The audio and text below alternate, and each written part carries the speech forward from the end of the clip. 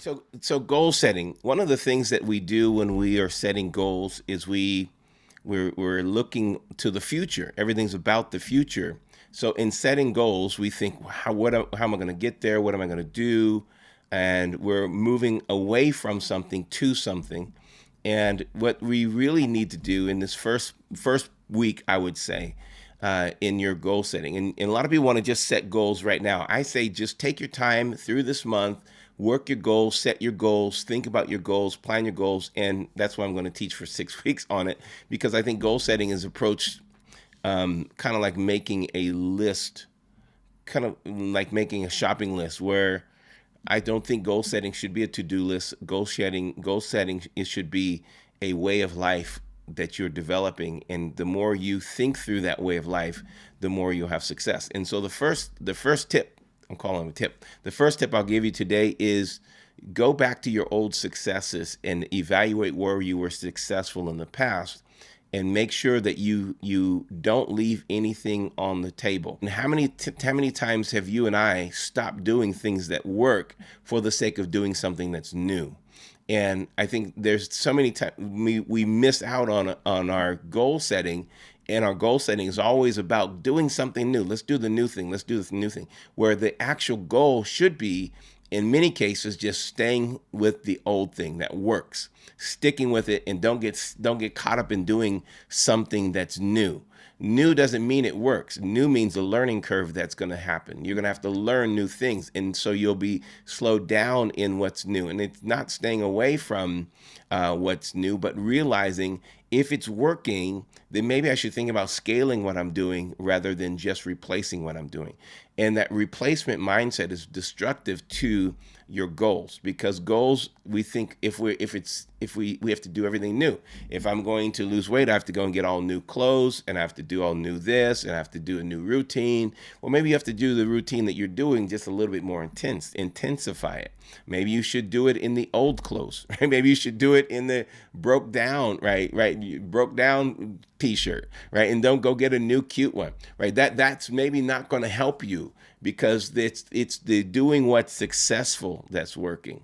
And so go back and just ask yourself, what did I do over the last 5 years that was successful? And why am I not doing it? Why did I ever stop doing it? And every time I realized, I went back and I think, what was it that I was doing that was successful? And why did I stop doing it? The reason I stopped doing it is because I saw someone else doing something that I thought, oh, that may be better. Or there was a new little chia, a new thing that came out that made me want to try that because it had a new jingle. And I went and tried it. And the fact is it did not help me. It frustrated me. And in that frustration, I forgot about what was working. I forgot about what was working. I was so busy working and trying to figure out, how is this going to work? And then I missed the realization that I had incredible low-hanging fruit in the past. And I don't know if I still have this teaching up, but every change that you make, every decision you make, you have to go through opportunity cost to do it. And you should think through, what's going to cost me to actually bring this into a successful pattern already.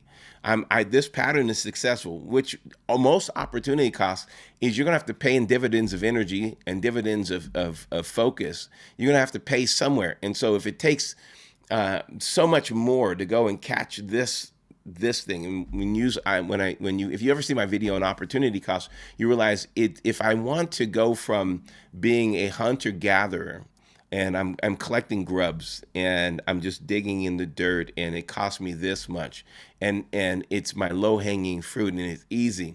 If I want to go and start getting rabbits, or if I want to go from getting rabbits to getting wild big game, I've got an opportunity cost. I've got to realize, what am I going to expend in energy, in learning, in understanding to get that, and can I do it in such a way that it is valuable enough for me to let go of what I'm doing that's sustainable and go after that? So the real disruptors, the real power of disruption, and you'll hear me say it over and over. It's almost like a mantra. and I say it consistently where I don't think people get it. The real disruptors in the world are always going to be where you allow a person to keep what was successful in their past and keep that in mind, at the same time giving them something new so that they can bring that, and it's not a huge change in distraction from what was successful. It's a easy step for them, and they don't have a high level of opportunity cost in going for it. So you want to just make sure you're thinking this year when you're starting your goals. Don't start your goals in what's new. Start your goals with what's old that worked. What worked last year? What worked? What made 2022, 2021 really successful? What made 2020 successful? A lot of you had great success in 2020, and some of you learned survival tactics and survival strategies and techniques that you're throwing away because you're not in that same kind of mode of survival.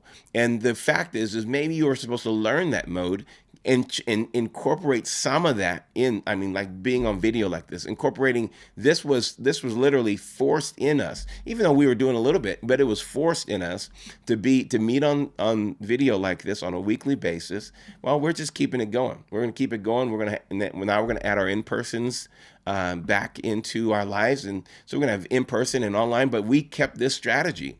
You keep a strategy because this strategy is successful. So recognize the low-hanging fruit that's successful, combine as many of the low-hanging fruit in different aspects of your life, and you'll have a disruptive life. It's going to be a life that's not going to have a high level of opportunity costs because they're already very, very, very easy, achievable, attainable things, but bringing those things in a place of confluence will increase you in such a way that you're going to notice that there's going to be transformation taking place in your life because the opportunity cost. And so go back to what's successful. What worked, and why did you stop? Why did you stop? One of the things that I pull out every time I'm thinking what worked, and I actually will use this today, is an index card.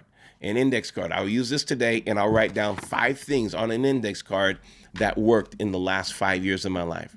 And I'll realize, and I'll try to find out next. And I'll write next to those, why did I stop using those? Why did I stop doing it? Why did I stop? And the reason I pull an index card, because an index card is something that has followed me from my sales life. When I was in sales, I would contact a new customer and I'd have an index card. Index card, small. It's very small. I was able to get a nice little index case. An index case was separated by by months. And so I would call Tanya. Hi, Tanya. This is Tracey Armstong from such and X, Y, and Z widgets. Hey, listen, and talk to her about what her widget needs and all of this stuff. And then, we're not ready right now for the widgets that you're offering, but man, I would really like to talk in the future. Okay, so what would be the good time for me to contact you? Would you say in the next 5 months, 6 months, 7 months would it be good for me to give you a little bit of a follow-up call? Yes, great. Okay, excellent. So and then I'd write all of the information, whatever I got, with that person's name on the. I'm not doing this to tell you to convert you to this, but I'm doing this to tell you how I started everything I did. Everything I do, I start with some kind of index card. And so I wrote down, and I would take that person's name. They said contact them in 6 months, so I'd count the 6 months, and I put it. By the end of that, when it comes, let's say 6 months, it comes in June. June, I have a whole stack of follow-up cards. And then I would just be on that the first part of June, just making follow-up calls. Hey, Tanya, how's it going? Excellent. How's the paella business? Oh, outstanding. Okay, I hear that you do this, and okay, I remember that. And all I'm doing is I'm remembering back of our conversation. Based upon our conversation, everything I wrote down, we talked about, we shot the breeze. She just came back from, whatever. She was traveling or she was surfing, whatever. And then I wrote it all down. And so I bring it back up as a reference of relationship and our equity building, a relational equity. I'm talking, hey, so are you going skiing again? Are you going surfing again? Whatever it was, we're building that equity that we're still in that. So it's not like this hard follow-up call. It's a relationship that we're building. If she's not ready, okay, so it sounds like you're still not ready, which is okay. Would you like me to call you in another 6 months? Guess what? That goes now to the month of December. And this is how I build my sales everything I did in sales was based upon referral and follow-up. Refer and follow up. When I started ministry, guess what I did? I started ministry. I had one invitation to go and talk to someone. When I got to them, I went and preached did a youth camp in Green Bay. After that camp in Green Bay, I said, can you give me 3 referrals? And this is all the stuff that worked for me. And can you give me 3 referrals, 3 people that you know? Yeah, and I said, could you tell them within the next 24 hours, and give me the information, because I'm going to send them something in the next 24 hours. I have a packet that I'd like to give them just to introduce myself. And if you call them and just let them know, I want them to call within the first 24 hours of my relationship building with them, so that they still feel the energy and the excitement of the meetings. And so they would call within the next 24 hours. And some of the calls I would sit down and go, hey, let's call them right now. Let's talk to them, introduce me to them. And the pastors didn't mind doing that. We would sit, we're just shooting the breeze. We're just talking. So let's call them right now. They'd call and say, hey, Tracey was here. We had incredible meetings. This person stepped out of a wheelchair, whatever happened in the service. All right. So then they're now go from a cold lead to a hot lead, Melinda. They go from a cold lead to a hot lead because it's referral based. So then after that, I contact each person within the next 24 hours of talking to them. Hey, just wanted to make sure I have the address right. I'm going to send you a packet. My assistant is going to, I think I was my assistant at the time. My assistant is going to send you a packet. And then I would send the packet to them. And this packet had all the information about who I am and the articles that were written, all in form, I'm going to send this packet. I'll call you next week and give you a chance to go through it. Just make sure you have it and answer any questions. So I would put this in the next week. I'm calling back next week.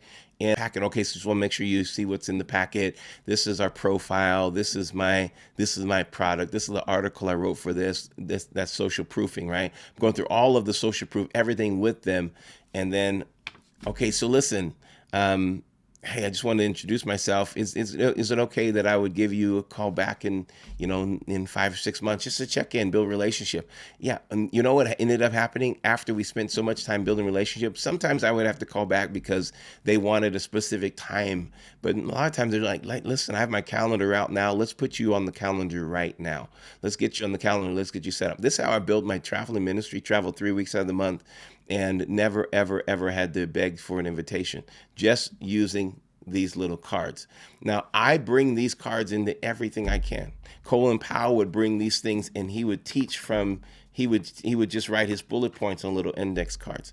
Index cards, that's his success point. Now, yours may not be index card, but there's something that you did in the past that you've seen the successful pattern of it, and you want to bring that into your goal setting. My goal this year is to make sure that whatever I was successful at, I bring it into and I find a place to keep it in my life and keep it successful. And I'm not going to try to actually get the newfangled thing on this.